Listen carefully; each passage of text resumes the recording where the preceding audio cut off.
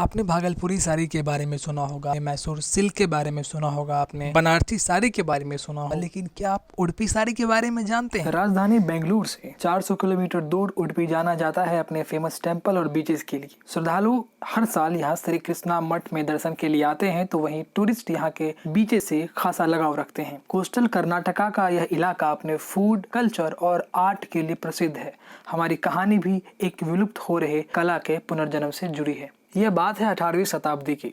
पड़ोसी राज्य आंध्र प्रदेश और केरला से सेटीगर समुदाय पहुंचते हैं कर्नाटक। यहाँ आकर इस समुदाय ने साड़ियाँ बनाने की कला को विकसित किया और इस कला का चलन इस कदर बढ़ा कि 1980 तक आते आते उडुपी और उसके आसपास के इलाकों में तकरीबन 5000 परिवार साड़ियाँ बनाने के कारोबार में जुट गए। उस वक्त उडुपी साड़ी की चर्चा पूरे कर्नाटका में होती थी। समय के साथ साथ फैशन ट्रेंड में बदलाव से लोगों ने हजारों साल पुराने इस कला से बन रही साड़ियों को पहनना बिल्कुल कम कर दिया। इसके अलावा स्किल्ड बुनकरों का दूसरे उद्योगों में चले जाना भी इस साड़ियों के बनाने की कला के लिए नुकसानदेह साबित हुआ। कैसे बनती हैं ये साड़ियाँ? ब्लीचिंग पाउडर की मदद से धागों में मौजूद इम्प्योरिटीज को हटाया जाता है। इससे रंगों को अच्छे से एब्जॉर्ब करने में मदद मिलती है। ब्लीचिंग के बाद सूती धागों को सामान्य पानी में 3-4 बार अच्छे से धोया जाता है। अब आती है बारी इस पर रंग चढ़ाने की, जिसे केमिकल और नेचुरल डाइंग द्वारा पूरा किया जाता है। केमिकल डाइंग के लिए 60 डिग्री तापमान पर तकरीबन 45 मिनट तक सूती धागों को रंगों से नहलाया जाता है। अलग अलग रंगों में रंगे हुए इन धागों को वाइंडिंग की प्रक्रिया से गुजरना होता है, जिसके पूरा होते ही वार्पिंग की प्रक्रिया शुरू होती है। वार्पिंग से साड़ियों को मनचाहे लेंथ, विड्थ और पैटर्न से जोड़ा जा सकता है। एक वार्प में कम से कम 30 से 35 साड़ियों को बुना जा सकता है। इतने सारे मुश्किल प्रक्रिया से गुजरने के बाद साड़ियों को बुनने की बारी आती है, जिस पर सिर्फ और सिर्फ इन बुनकरों का कंट्रोल होता है। साल 2018 तक आते आते इस इलाके में बुनकरों की संख्या घटकर मात्र 42 रह गई।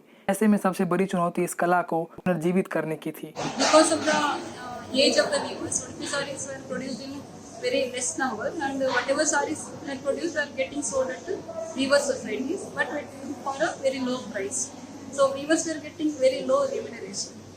So to create awareness, we participated in various exhibitions. सरकार ने भी इनके इस पहल को जीआई टैग देकर सराहा, तो वहीं नाबार्ड ने फाइनेंस और ट्रेनिंग से जुड़ी चीजों में मदद के लिए हाथ आगे बढ़ाया। आज कर्नाटका के 2 अलग अलग जिलों में बुनकरों की संख्या बढ़कर 70 हो गई। साड़ियाँ बनाने की इस कला के दोबारा शुरू होने से कई परिवारों को रोजगार के मौके भी मिले। अपने हौसले से हुनर को पहचानने में कर्नाटका के इन बुनकरों ने आखिरकार सफलता पाई, जिसे आप और हम आज इस उडुपी साड़ी के रूप में जानते हैं।